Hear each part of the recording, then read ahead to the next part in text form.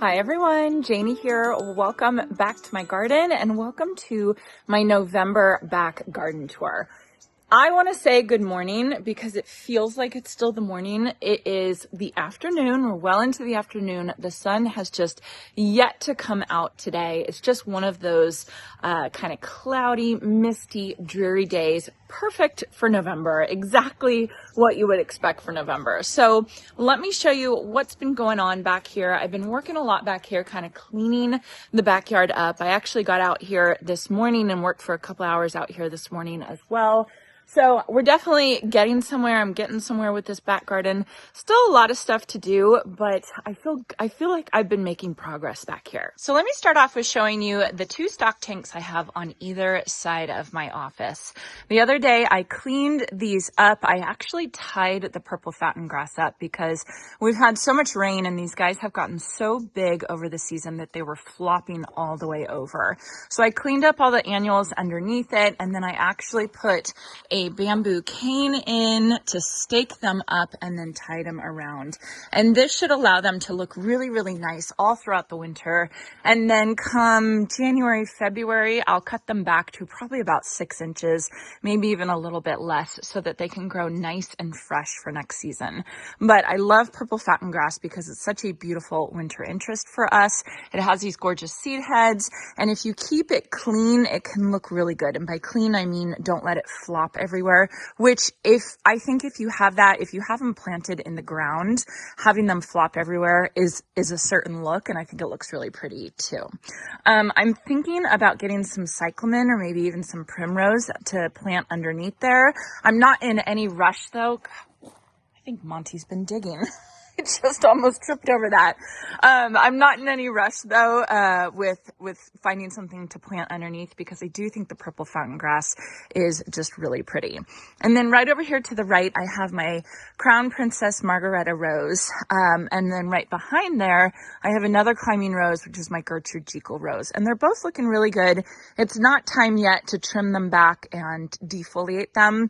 I'm kind of just leaving them. I'm getting a couple blooms from my Gertrude Jekyll, just a few of them, not a ton. You can see, isn't this beautiful? I love this rose so much. Isn't that absolutely gorgeous? But they're about done. They're about finished, and come probably January, anytime from December through February, Valentine's Day is when, in my area, when we can clean up roses. So I'm kind of just going to leave them, let them sit for a while.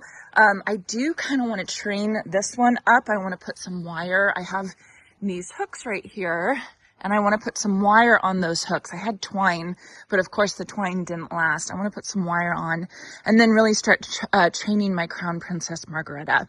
I was going back and forth between leaving it here or not because it wasn't doing very well, it seemed like, but then all of a sudden it like took off and it's doing great now.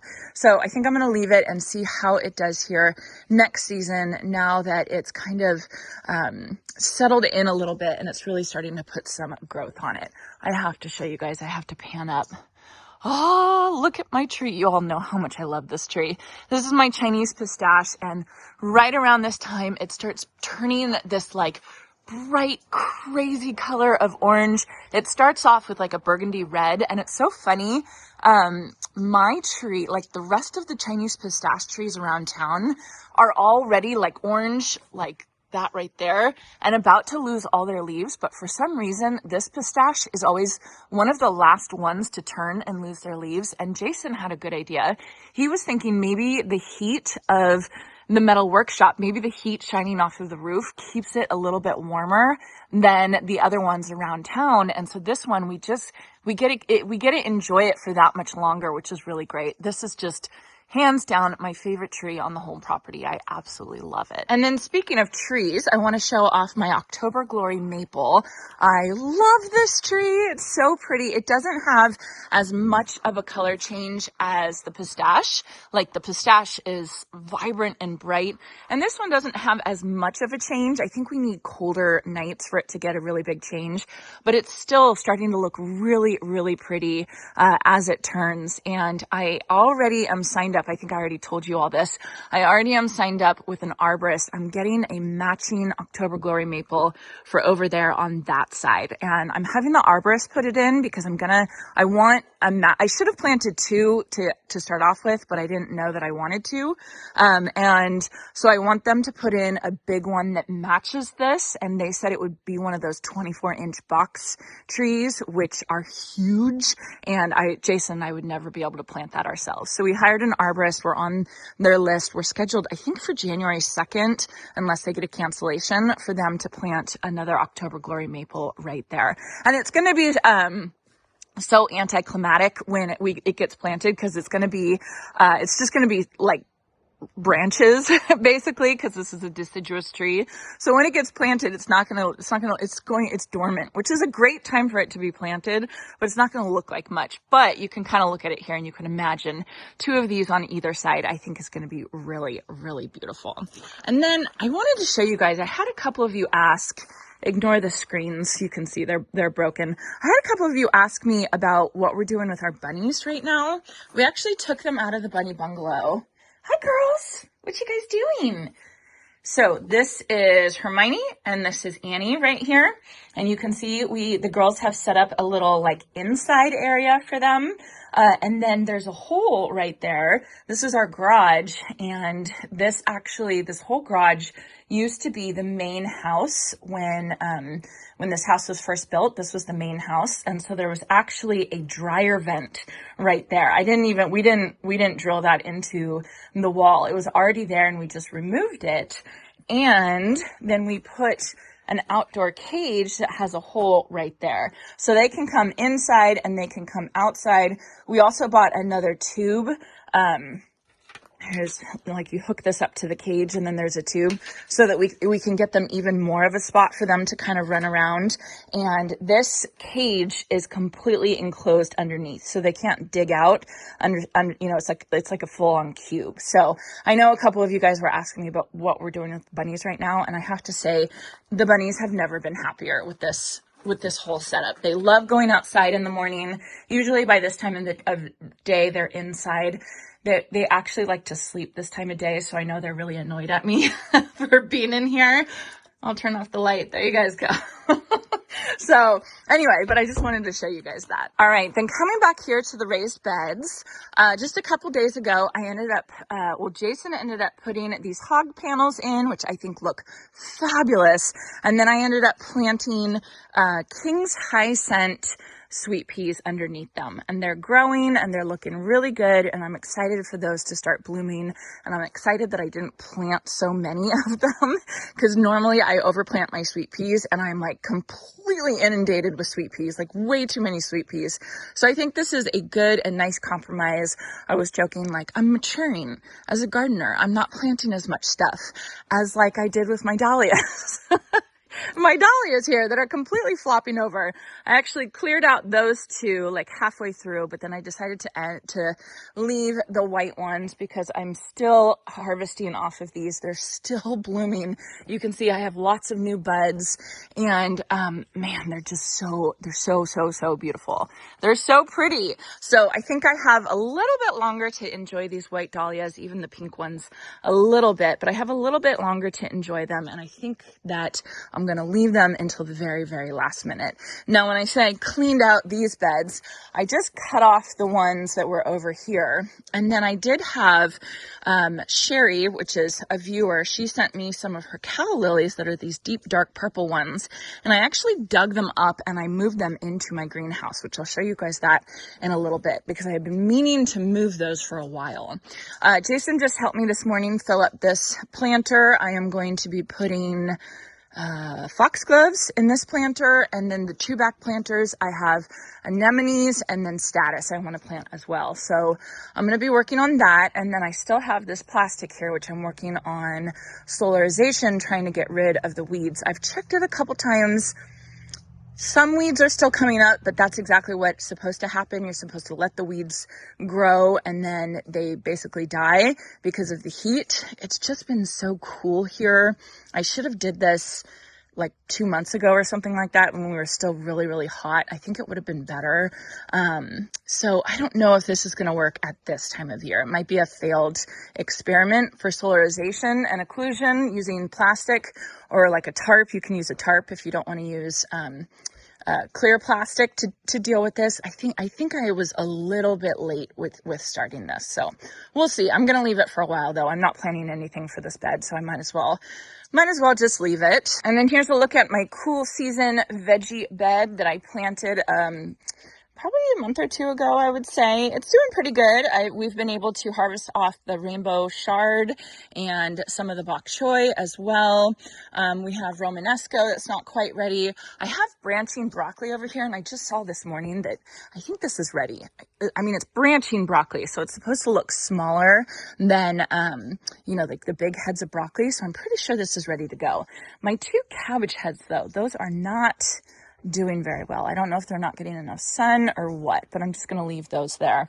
This whole area right here got decimated by the birds, so that's why there's absolutely nothing there. But all in all, I would say it's doing pretty good. And then coming back to my greenhouse, I was working in the greenhouse this morning, so you can see I made a little bit of a mess. I ended up transplanting my seascape strawberries. I had them in my Vigo raised bed. I'll show you guys that when I get over there. But I had so many runners and so many extra strawberries, I decided that I wanted to save some of them. So I put some in this pot over here. I put a pot over there, and then I put a pot right there and a pot right there of strawberries. So we'll see how they do in the greenhouse. I think it'll be really interesting to see how they do. I set up, I think it was this past month that Raphael and I set up this greenhouse. We set it up in a way where it's like it's supposed to be really comfortable and relaxing, but I'm finding that I'm using it. Do you know what I mean? Like, I'm using it functionally way more. So I can make it look really, really pretty and have like a nice comfy chair in here and something like this. But I think I'm going to use it so much more like this. Do you know what I mean? Here are Sherry's cow lilies that I just transplanted, and I made a complete mess. I just transplanted these. So I think that'll be fun. I think I'll get a couple blooms in the greenhouse with just the extra protection. I do have a heater in the greenhouse right there, but I don't know if I'm going to run it this year. I was talking to the people at Van Winden's, and they were saying that we don't need heaters in our greenhouse because it just gets too hot with the sun, and they're in Napa, which is even cooler than where we are. So I think I need to get a thermometer and put a thermometer in here, like a temperature gauge that hooks up to my phone, so I can really see how cool it gets, especially during the night. I had one of those, and I don't know what I did. I've lost it somewhere. So anyway, here are the cow lilies, and then I actually have some extra corms over here that I'm going to plant somewhere else. These aren't going to stay here, but they'll stay here until probably March or something, like after our last frost, and then I'll transplant them out into another area. I still have more sweet peas that I need to plant out. I actually think I'm going to give those to my hairdresser. Noelle, you guys know Noelle. I installed Vigo beds at her house, and she did such a good job with all her flowers. And I was just there getting my hair done the other day, and she had a bouquet of the last of her zinnias, and I told her she needs to plant sweet peas. So I'm going to give her some of my sweet peas, I think. And then I also have some Johnny Jump Ups to plant out. And then here are my Johnny Jump Ups right over here. So yeah, so I'm just having a lot of fun in the greenhouse. I have so many more pots to fill up and lots more things to do, but like, look how good my parsley is doing. My thyme is ready to be harvested. Like the strawberries over here, like I even have, there's literal berries on here. I'll be really interested to see what happens. I'm going to watch this. What if I get strawberries? I don't know. We'll have to wait and see. I don't know. And then coming out here, you can see the blooms that I have on either side of my greenhouse. They're still hanging on, but they're coming to the end. I'm kind of watching all of my annuals kind of come to the end, and I've been purposely leaving them for as long as I can. So I'm still going to let it go. We had a lot of rain the last 2 weeks, and then the next 10 days we have maybe like the teeniest bit of rain one day. But I think everything's going to dry out a lot, and I might get some more blooms. So I don't want to take anything out just yet, but I have Diamond Frost Euphorbia here, which is really beautiful. And this is hardy to zone 10. So it's not quite a temperennial for me, but if we have a mild winter, it might be able to hang. So I'm going to leave it and I'm going to leave and see how it does. As is with the Supertunia, the Snowdrift. I'm going to leave this as well because I would love to have this again next year, just like this. I think it would be so pretty. We'll see. We'll basically see how it does. Basically, I'm going to test it and I'm going to see how it's going. I can see though, I have bindweed. Oh no. Oh no. Okay. Well, anyway, so what I will do is I will probably cut this back, probably as we get closer to the last frost. If it overwinters, I'll cut it back. I was even thinking about like, what if I cut it back and then I got some cloches to cover them? That might be a little bit extra and too much. I don't know. I'm going to play with it. We'll see how it goes. But I really would love if the Supertunias and the Euphorbia and then the Gara is going to be fine. So I don't have to worry about the Gara. But I'd love if it all kind of just stayed and came back next year. I think that would be fabulous. Over here, another thing that I did just a couple days ago is I did cut back all of my summerific hibiscus. And I have to say, it looks so much cleaner. Those summerific hibiscus, they are struggling. And I know a lot of you are saying, that I should leave them because of the sleep creep leap, because I planted them by bare root. And that is a really good thing to think about, maybe give them one more year or something like that. So I haven't really decided yet, but it felt good to kind of cut them back and clean this whole area up. Then over here we have the Secret Garden, looking absolutely beautiful as always. Like, look at the color. Look at the color on my coral bark maple. They look so good. And then my soft crest mahonia is in full bloom. It's just looking absolutely gorgeous. And my sprinter boxwoods are even starting to put on some growth, which is really, really fun because I just planted these. I mean, I just planted them and they're already getting some growth on them. So I know that they're going to grow really, really well. So I have to say, for November, everything's looking pretty good. Like, we're coming to the end of our season, but everything's looking good. I'm gonna head to the garden center later today and I'm gonna get some more cyclamen. I have been waiting for them to be at Costco and they have yet to be at Costco, and I don't know why they're not at Costco. I mean, at least at my Costco. Maybe they're at other people's Costcos. But anyway, oh, look at the Chinese pistachium over here. It looks so pretty.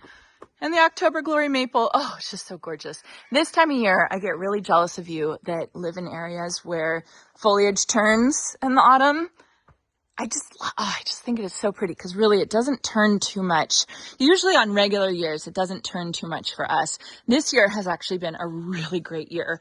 We've had a lot of fall color, but I just love it. I think it's so pretty.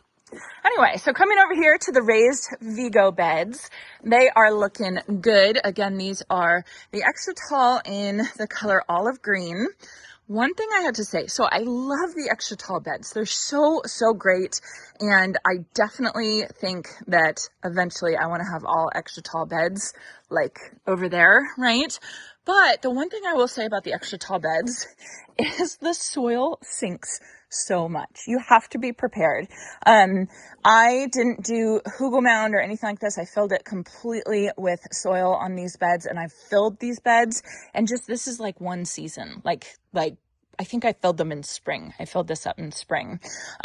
So it's definitely something it drops. This had all of my seascape strawberries in them, and I just took all of them out. I did save some of them over there in my plant stash. I potted them up, and then also the ones that I had in my greenhouse. But yeah, I just took it all out, and I was just shocked to see how much the soil dropped in these Vigo beds. I have romaine over here, and I think I planted too much romaine because we're sick of it. No more salads. And then I do have the Victorian Lady Albutilon or flowering maple. That, you guys, get this, seriously get this, and put it in dappled sun, just like underneath my tree right here. It is so pretty, and it just keeps blooming at the most random times. Look at this. Look at how gorgeous this is. It just keeps blooming and blooming. I have to get in and I have to prune it because you can see these branches are just way too big. I even had it trained, and it was so heavy that it kind of broke due to the training. So I'm gonna have to get up here and do a really, really heavy pruning. But I mean, it's the end of November and it is blooming and just looking absolutely gorgeous. This is just such a stunning plant. I had someone ask me where I got this because they couldn't find it. I found it at my local Ace Hardware. So I know that that's not really helpful. I don't know. It's called Victorian Lady Flowering Maple is what it is. It's just a beautiful, beautiful plant. Look at this. Look at how pretty. And then the other thing I've been working on a lot is my office, actually. I kind of changed things around. I feel like I always change things around in my office, but I decided I wanted to get a couch for the office. This is just a little mini couch from IKEA. But I found that like I have a desk and everything, you know, like I should be good and I should sit at my desk, but I find myself sitting on the couch inside all the time to do editing and stuff because I edit all my videos.